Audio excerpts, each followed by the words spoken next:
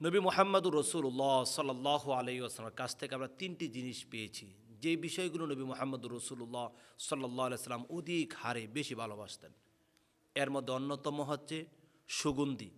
নবী মুহাম্মদুর রাসূলুল্লাহ সাল্লাল্লাহু আলাইহি সাল্লাম যখন নিজের বাসায় থাকতেন অথবা কোথাও সফরে বের হতেন অথবা সফর থেকে যখন বাড়িতে ফিরতেন, সর্বদাই সবসময় নবী মুহাম্মদুর রাসূলুল্লাহ সাল্লাল্লাহু আলাইহি সাল্লাম তার দেহে মোবারকের মধ্যে তিনি সুগন্ধি ব্যবহার করতেন।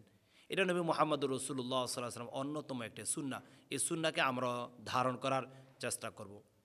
দ্বিতীয় নাম্বার নবী মুহাম্মদুর রাসূলুল্লাহ সাল্লাল্লাহু আলাইহি সাল্লাম যে বিষয়টাকে অধিক বেশি ভালোবাসতেন, সেটা নাম হচ্ছে চক্ষু শীতলকারী সালাত। যে সালাত পড়লে আল্লাহ সুবহানাহু ওয়া তাআলার সাথে প্রেম জাগ্রত হয়, যে সালাত আদায় করলে আল্লাহ সুবহানাহু ওয়া তাআলার অধিক কাছে যাওয়া যায়, এরকম সালাত আদায় করতেন।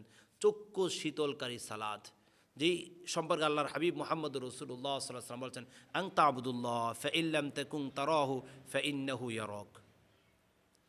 তাহলে আমরা জানলাম প্রথম হচ্ছে সুগন্ধি ব্যবহার করা, যে বিষয়কে নবী মুহাম্মদুর রাসূলুল্লাহ সাল্লাল্লাহু আলাইহি ওয়াসাল্লাম বেশি ভালোবাসতেন। দ্বিতীয় নম্বর হচ্ছে চক্ষু শীতলকারী সালাত, সালাতের মধ্যে বিনয়ী হওয়া, সালাতের মধ্যে আল্লাহ তাআলার একেবারে কাছে যাওয়ার চেষ্টা করা। তৃতীয় নম্বর যে বিষয়টা নবী মুহাম্মদুর রাসূলুল্লাহ সাল্লাল্লাহু আলাইহি ওয়াসাল্লাম ভালোবাসতেন, সেটা হচ্ছে নবী মুহাম্মদুর রাসূলুল্লাহ সাল্লাল্লাহু আলাইহি ওয়াসাল্লাম নারীদেরকে বেশি ভালোবাসতেন।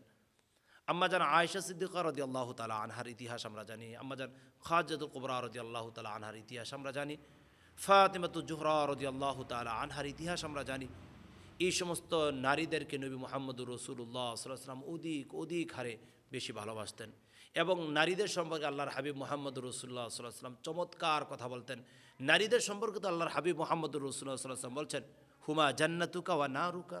নারীদের সম্পর্কে আল্লাহ রাসূল সাল্লাল্লাহু আলাইহি ওয়াসাল্লাম বলছেন, আল জান্নাতু তাহতা আকদামুল উম্মাহাত, মায়ের পায়ের নিচে সন্তানের বেহেশত। নারীদের সম্পর্কে নবী মুহাম্মদুর রাসূলুল্লাহ সাল্লাল্লাহু আলাইহি ওয়াসাল্লাম শত পজিটিভ কথা বলেছেন। তাদেরকে আল্লাহর হাবিব মুহাম্মদ রাসূলুল্লাহ সাল্লাল্লাহু আলাইহি ওয়াসাল্লাম সম্মানিত করেছেন। এজন্য আমরা যার অবস্থান আছে সেই অবস্থান থেকে যেই কোয়ালিটি অনুযায়ী সম্মান পাওয়ার যোগ্য ব্যক্তি নারীসমূহ, তাদেরকে আমরা সম্মান করব। নবী মুহাম্মদ রাসূলুল্লাহ সাল্লাল্লাহু আলাইহি ওয়াসাল্লাম যে তিনটি জিনিসকে ভালোবাসতেন, আমরা সেগুলোকে ভালোবাসবো। এক নম্বর হচ্ছে সুগন্ধি, পারফিউম ইউজ করা। দ্বিতীয় নম্বর হচ্ছে চক্ষু শীতলকারীময় সালাত। তৃতীয় নম্বর হচ্ছে নারীদেরকে ভালোবাসা, নারীদেরকে মহাব্বত করা। নিজের পরিবারের মেয়ে রয়েছে, বোন রয়েছে, মা রয়েছে, একেবারে কাছের, একেবারে অধিক মহাব্বতের যারা রয়েছে, তাদেরকে আমরা অন্তর থেকে শ্রদ্ধা ভালোবাসবো।